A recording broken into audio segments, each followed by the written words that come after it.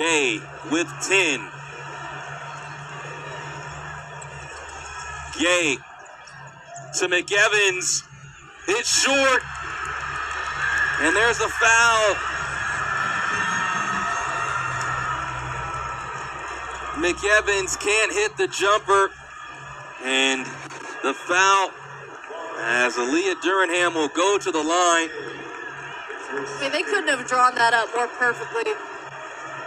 Gay knew the pressure she was going to bring to her, so let's find somebody for just that easy, quick jump shot, but the pressure got too much for her in that moment, and we're seeing now Mississippi Valley is already celebrating. With 1.4 remaining, McEvans, you see, just short, and Aaliyah Durham is at the free throw line.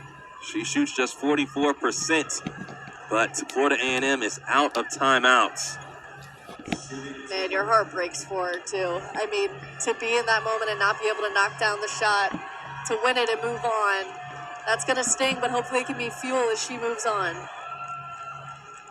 Durham hits the first.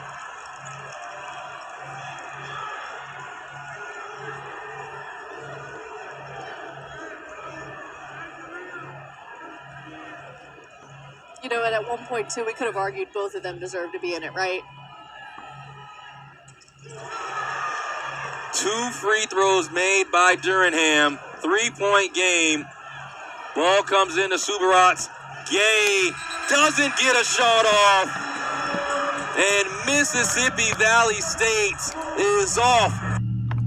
And the Devilettes advance to the quarterfinals against the Southern Jaguars on Wednesday here. They play at 5:30 Eastern between the Mississippi State Devilettes, the 9, against the 8 seed. Beat they over the 8 seed Florida A&M, and then now it's the 9 seed Mississippi State against the 1 seed Southern Jaguars. So what a win for Mississippi State! What a win! And we got some tough matchups here now.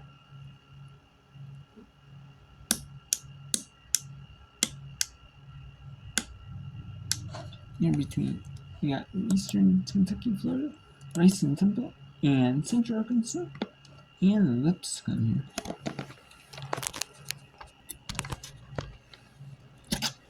So we have here Eastern Kentucky in a 11-point deficit with 4:29 in the fourth here with FGC. Rice 40-28 lead over Temple. You get 40-30 now. 4:20 mark to go in the third. And Central Arkansas apt and with Lipscomb. Now in here on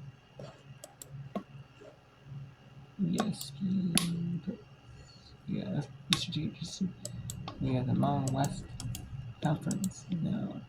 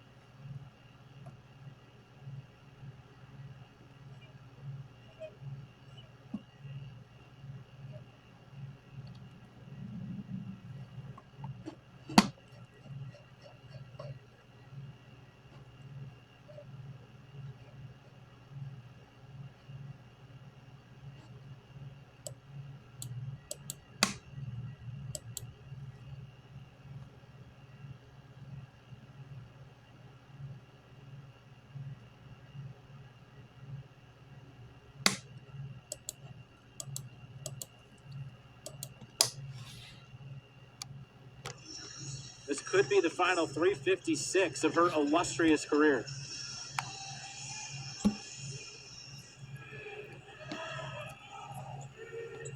16 for Jefferson, leads all scorers tonight. Meanwhile, on the other side, on the defensive side, Taylor's got 12 rebounds. Double tonight for Taylor. There's the game log for Recanati.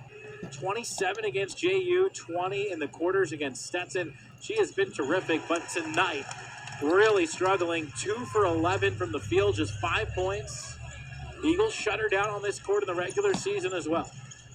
It's always a good way to win games. Shut down the other team's best player. That's an offensive foul. It's going against Toussaint. By the way, Toussaint has double-digit rebounds as well. Lipscomb is back within 5 of Central Arkansas. That game's at halftime. High-scoring game there. On the lower side here, Eagles don't care what the score is as long as they advance. Looking for their 9th consecutive A-Sun Tournament Championship. Oh, by the way, they've won 8 regular season titles in a row as well.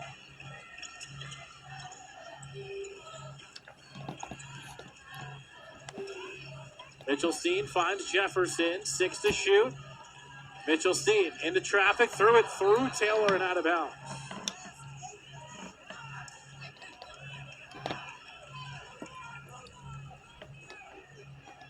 There's the score update, what J-Webb was just mentioning. In the all-purple tilt, the Sugar Bears have a 5-point lead. That one no good. And the Eagles have it. Costner just couldn't find it. Whoa. EKU now 1 for 6 from 3.5, and we've got an offensive foul. Who was that on? Page away from the ball. See, you got to clean that out. You can't have that. You got to be cognizant of where you are and where your opponent is. It is now a 5-minute scoring drought for Eastern Kentucky. There you see it, and it's not the time of your season to go on a 5-minute scoring drought. 4th quarter of the semis. We've got another foul. Recanati looks like a boxer right now, bleeding from the lip. That's going to be on the Eagles, so Page will come out. 2 places you don't want to drought on your yard or in the basketball game. Man, both of them are deadly.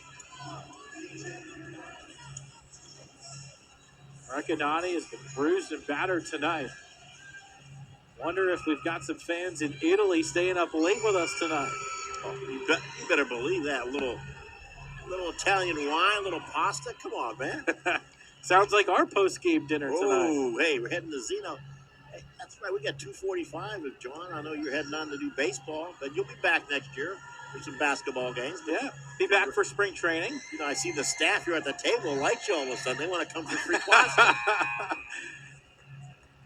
Sub coming in here. I did want to give a shout out to our crew because this school year has maybe been the best student crew that we have had in my 8 years here at the university. Lucas, Ty, Taylor, Joe, Jeffrey, Josh, Emily, Eric, Johnny, Cameron, and Will working tonight's game amongst many of other talented young students running the broadcast behind the scenes. That was a 5-second violation there? I don't think so.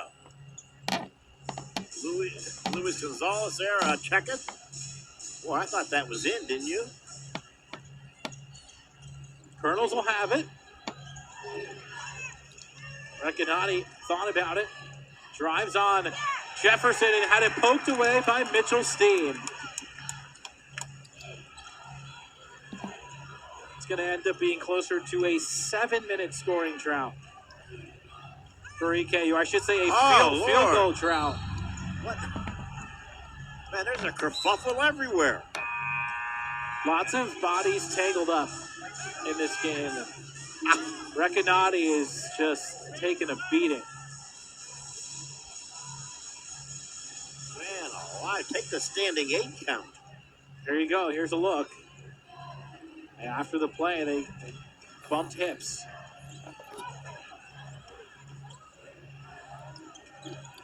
There it is. Angeles all over Cairns. Crowd wanted a foul. Taylor will pull. And Taylor will hit the dagger for FGCU. Oh. Turn out the lights. The party's over. 14-point lead with 2 minutes to go. Angeles needs it. No. 13 rebounds for Lauren Taylor. Run some clock if I'm FGCU. And Recanati just committed her 5th. And hopefully some Eagles fans can appreciate what she's done over the last 5 years. 155 games of sheer brilliance for Alice Recanati. An all-time great at EKU and in the Atlantic Sun Conference as the curtain closes on a magnificent career. And the emotions come to a head in March. Well, I'll tell you what, my hat is off to her. Kudos to her family back in Italy. You have got one heck of a ball player. And she's represented EKU well. She's not a colonel, she's a general, I'm telling you. Well, there's got to be a league in Italy or somewhere in Europe that will find a spot for Alicia Recanati. In a heartbeat. Doesn't take away the sting tonight for Recanati and her team. Hey. And now this is pretty much wrapped up though. FGCU should be moving on to the finals. And that'll be at FGCU in Fort Myers, Florida. The winner will play. The winner of Lipscomb at Central Arkansas. The Bisons against the Sugar Bears.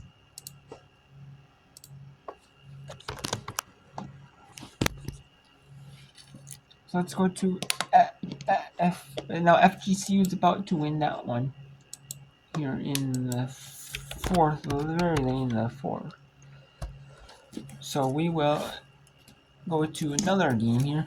The first semifinal here in the American Athletic. We have the second semifinal in that Sun Championship. In the Eastern Championship, we have the first Mountain West semifinal. San Diego State, number 4 seed against number 1 seed, Juno beat 11-10. If the second semi, we will show you some whip around into so there's 2 games on. Well, after the third, if the second semifinal the American is on, we'll bring the whip around back. But that would have to be if like one of the games, like the ASIN Championship, goes over time. Then I want to focus on the ASIN Championship.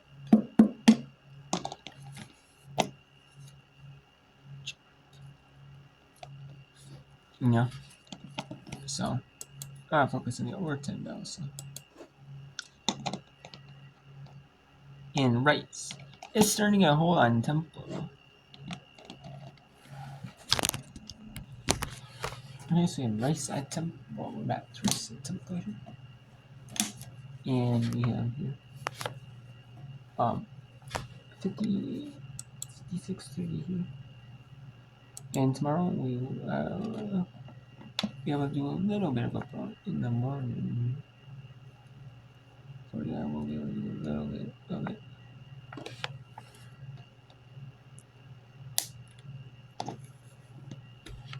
Not a ton, just a little bit. We'll do the MAC Championship quarterfinal, Western Michigan, Ball State. Some of the first quarterfinals, some of the first flat quarterfinal between Prairie and Texas City. Then some of the South Lane and some of the Incarnate Water and City and some of the Mia quarter, South Carolina State and Norfolk State and the Hampshire. Oh, we'll do some of that quarters.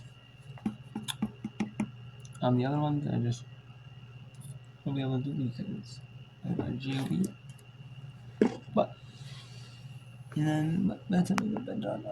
It'll be the American Athletic Conference thing. Maybe a little bit with the back quarter thing, but then maybe just a little bit. You may have a little bit of the second whack quarterfinal. The second quarterfinal is the West first one and the back quarterfinal. But Maybe about a half hour. That's about it.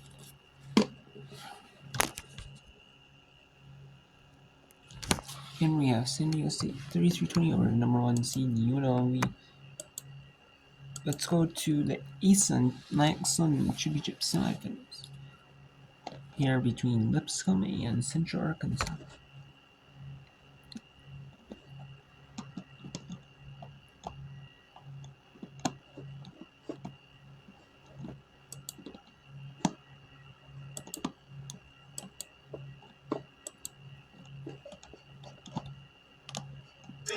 That's a tough call to go against Molly Hurd. I mean, she might have beat her barely, but I didn't love the contact level calling that a foul late in the comp. Yeah, it's just, that's a tough call. I mean, she's pretty under control. Yeah. Fisher's staying with her, but I'm kind of more of a no call in that spot. Just not enough clear into her contact to get that kind of call, in my opinion. And certainly Fisher's not set, so it'd have to be a push-off, right? Right.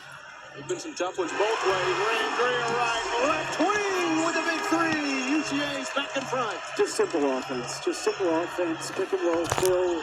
8 seconds left to go in the third quarter. So, haven't seen before recently. It's been a whole lot of Randrea Wright, a lot of Jenna Cook. Also, And Bella Vincent got 10 points in the game. Can't get it to go with the shot clock winding down, and then she fouls on the loose ball. That's just foul number 2 on Vincent. you know, I was curious when they were going to put Bree Stevens on Vincent, because in terms of size and just ability, they really fouled, maybe not on the shot, but on the drive to the basket. 100% contact on the way by McGowan, and Upshaw just a professional scorer the way she gets the rim. Jade Upshaw leads all scorers with a 20-piece. She'll have a chance to make it 21.